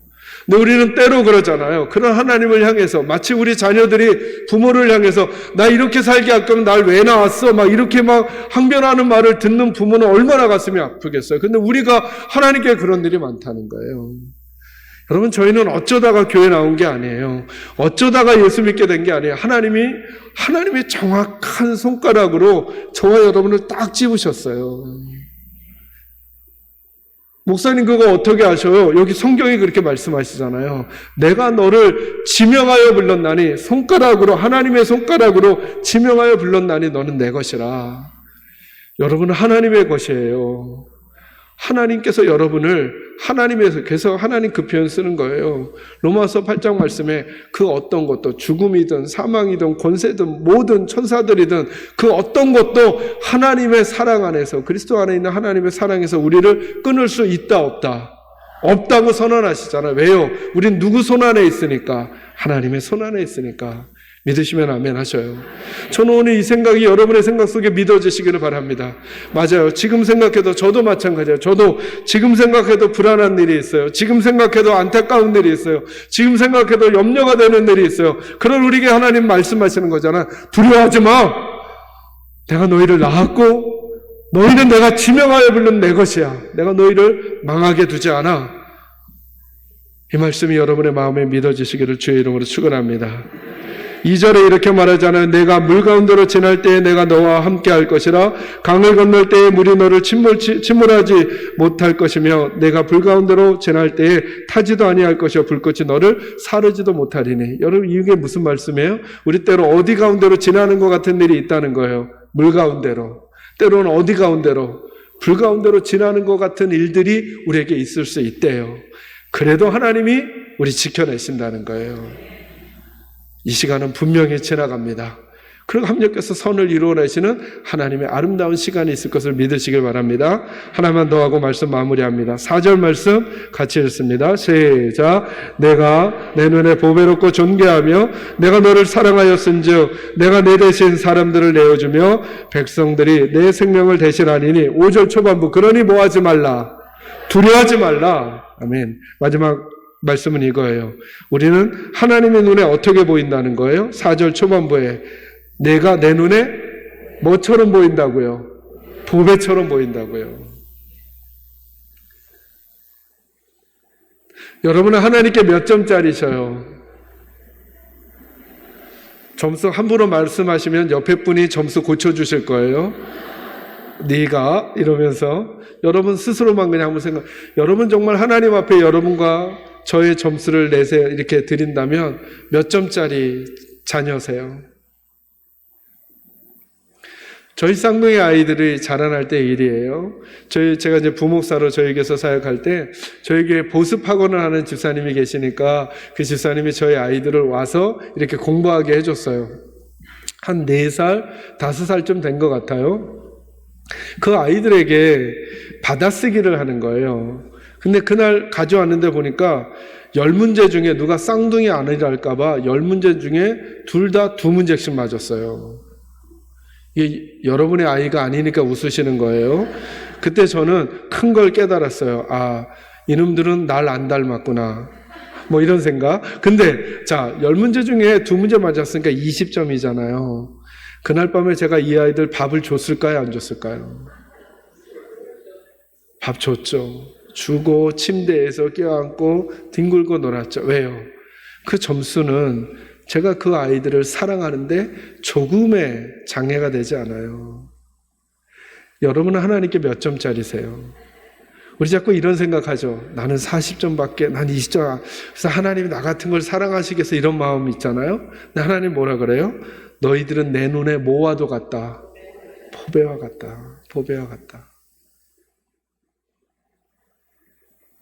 아, 내가 하나님 앞에 만점짜리가 돼야 하나님 날 사랑하시겠지? 여러분 생각해 보실래요?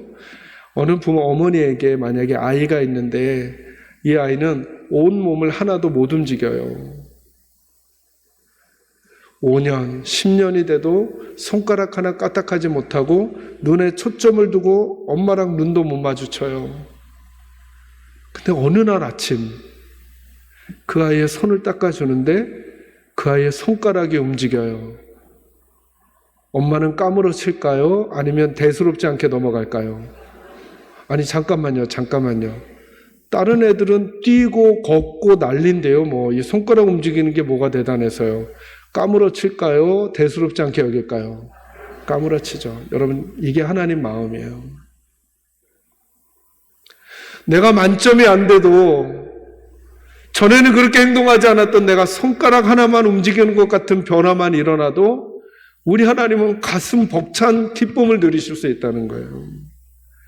근데 우리가 자꾸 이런 생각하는 거예요. 나는 20점짜리니까 30점짜리니까 하나님 나 안 사랑하실지 몰라. 이런 마음을 하나님께 드리는 건 너무 죄송한 일이라는 거예요. 여러분 믿으셔야 돼요. 하나님은 여러분을 보배처럼 여겨요. 여러분 손가락 하나 움직였으면 그 다음엔 손이 움직이고 발가락이 움직이고 그래서 점수로 따지면 나는 10점짜리 인생이었으면 11점, 15점, 20점이 되어도 30점이 되어도 60점짜리 인생이 70점 되는 것보다 더 큰 기쁨과 감격으로 우리를 보실 수 있거든요. 저는 여러분들에게 이 은혜가 있기를 주의 이름으로 축원합니다. 제게는 93세 되신 어머니가 계셔요. 이제 모시고 살다가 너무 몸이 많이 불편해지셔서 이제 요양병으로 모시게 됐는데요. 저희 어머니가 젊으셨을 때, 제가 아주 어렸을 때 저희 어머니에게 보물이 있었어요. 보물이. 그게 뭐냐면 누런 금가락지 몇 개가 있으셨어요. 제가 어린 시절에 그걸 어머니가 어떻게 보관하시나 봤어요. 어떻게 보관하시냐면 그 누런 금가락지 한 서너 개를 뭐 딸 시집갈 때 주시려고 했는지 모르지만 그 외 애들 이렇게 예전에 애들 코 닦을 때 쓰는 손수건, 면손수건 있잖아요. 그거 이제 오래된 거기다가 이렇게 하나씩 끊어서 질끈 동여 매시는 거예요. 그리고는 양말, 이렇게 헌 양말을 둘둘 말아가지고 거기다 또 이렇게 싸시는 거예요. 여러분 이거 싸가지고 차단수 위에 올려놓으셨을까요? 저희 어머니 이렇게 하시더라고요. 장롱을 쫙 여시더니 이불 속 깊은 데다가 쏙 집어넣으시는 거예요. 왜요? 어머니에게 이게 보배니까. 하나님이 저와 여러분을 그렇게 지금도 보호하고 계셔요. 저와 여러분은 어떤 시간을 만났든 그 하나님의 사랑을 다시 의지하면서 그래, 이 시간 속에서도 나를 만드신 하나님이 나 책임지시고 하나님이 나를 지명하여 불렀으니 끝까지 나를 지켜내실 것이며 나를 보배처럼 지금도 여기고 계시니 그 하나님 앞에 아름다운 믿음의 삶을 살아가야 되겠다 다짐하시면서 더더욱 주님 더 사랑해 가시는 우리 인천제일교회 남성교회 그리고 여전대 식구들 모두가 되시기를 주님의 이름으로 축원합니다. 이제 제가 잠시 기도하도록 하겠습니다. 거룩하신 아버지 하나님 감사합니다. 오늘도 말씀 듣습니다. 이 말씀이 잘 박힌 모처럼 우리 가슴에 꼭 새겨지도록 주님 함께해 주옵소서. 예수님의 이름으로 기도합니다. 아멘. 아멘.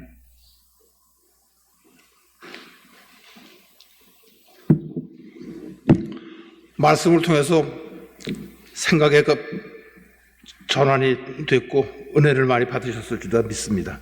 찬송가원 390장 부르시겠습니다.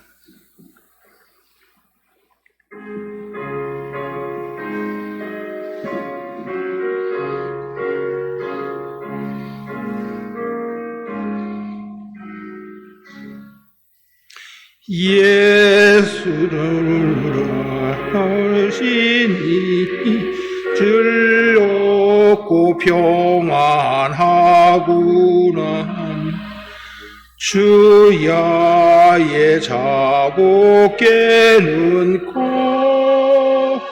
예수가 거느리시네. 주날 항상 돌보시고 날 친히 거느리시네.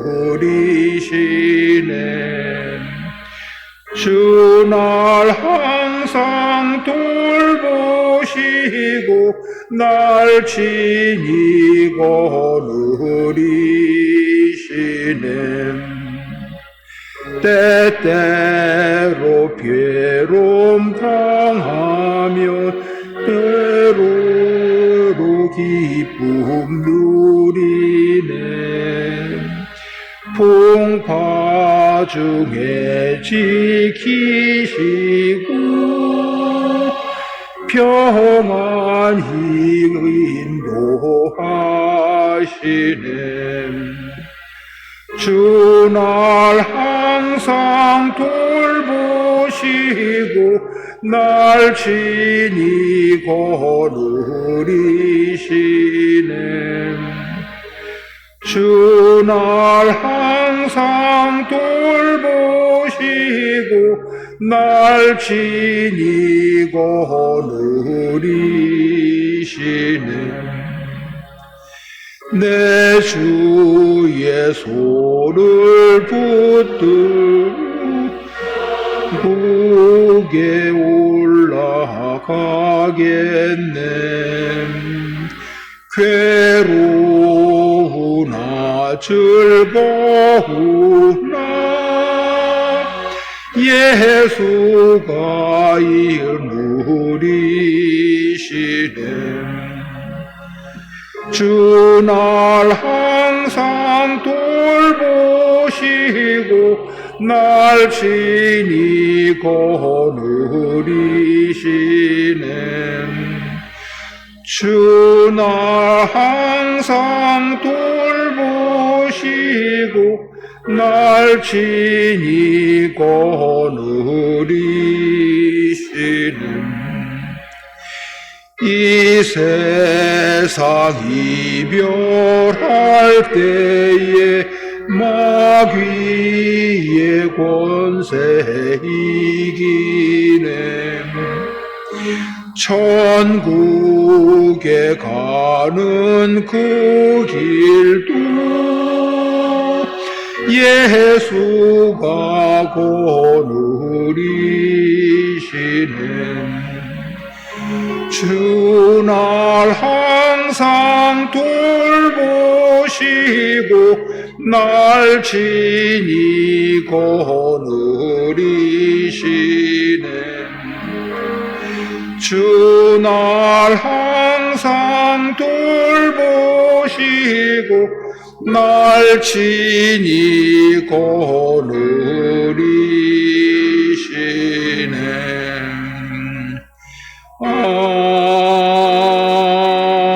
아멘.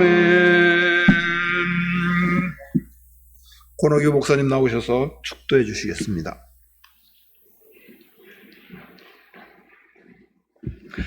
이제는 우리를 사랑하시는 예수님의 그 크신 은혜와 하나님 아버지의 한량없는 사랑과 성령 하나님의 감동하시며 오늘도 주 앞에 나와 예배하며 돌아가는 주의 백성들 한 분 한 분 머리 위에와 그 가정과 하시는 일들 위에 그리고 사랑하는 인천 제1교회 위에 그리고 그 교회와 성도들을 섬기며 애쓰며 하나님 나라를 위하여 수고하는 우리 남성교회와 여전도의 모든 식구들 그 사역 위에 영원토록 함께 하시기를 간절히 축원하옵나이다. 아멘.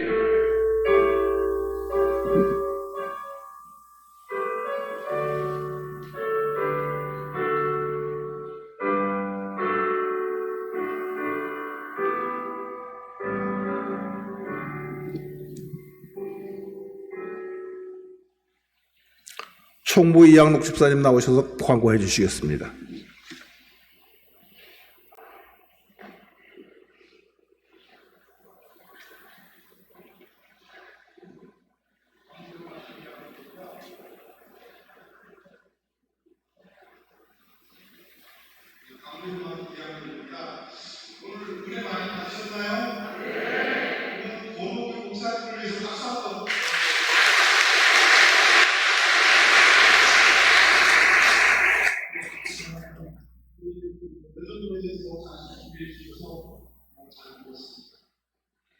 내일 이제 새벽 5시에 모일 텐데 제일식이 아니고 고단했습니다. 그리고 이제 기도회를 할 텐데 잠깐 화장실 갔다 오는 뒤에 바로 시작하겠습니다. 이상입니다.